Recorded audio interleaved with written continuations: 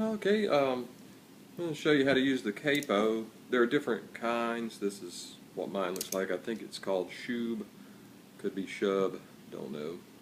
Uh, but you basically have a part that goes on the strings, and you put it right near the fret, just about on top of the fret, but maybe just a little bit behind. And you try to adjust the tension so that it's very tight enough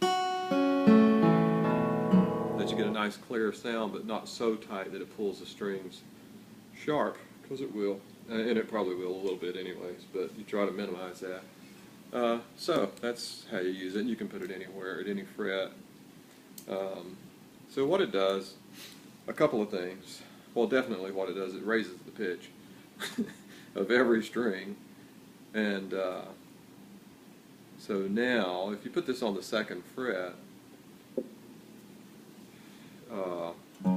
all the open strings are 2 frets higher, a full step up.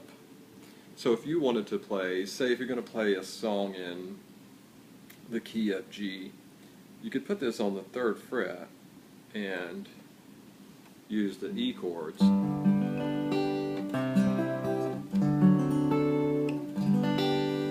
So if for some reason you wanted to have that sound. Another thing too, say you want to play an E flat, now I can make the C chords.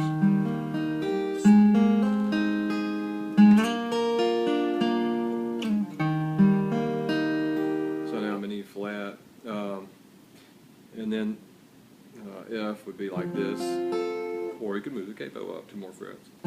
So you can find keys that you, like me, I don't play in those keys that often, and so if I make it easier with the capo, I like that, because then I can just play chords that I'm very familiar with.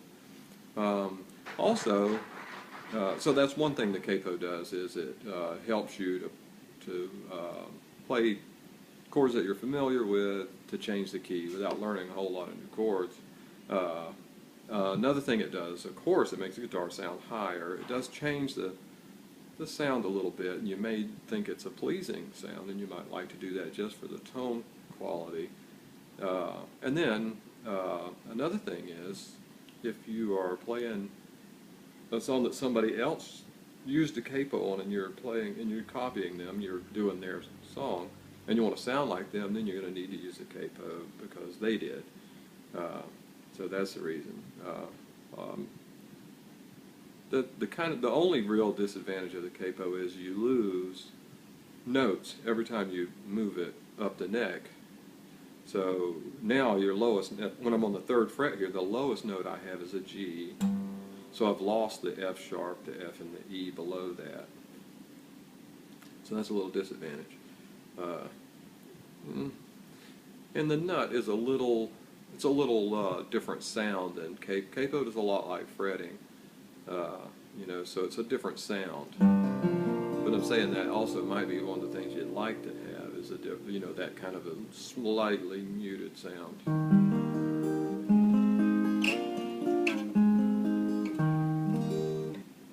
Okay.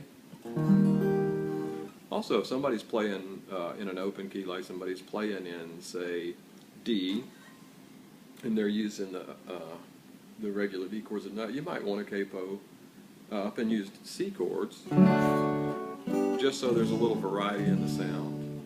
So you're not playing it, if you're both playing the chords, then you won't be playing just exactly like the other person.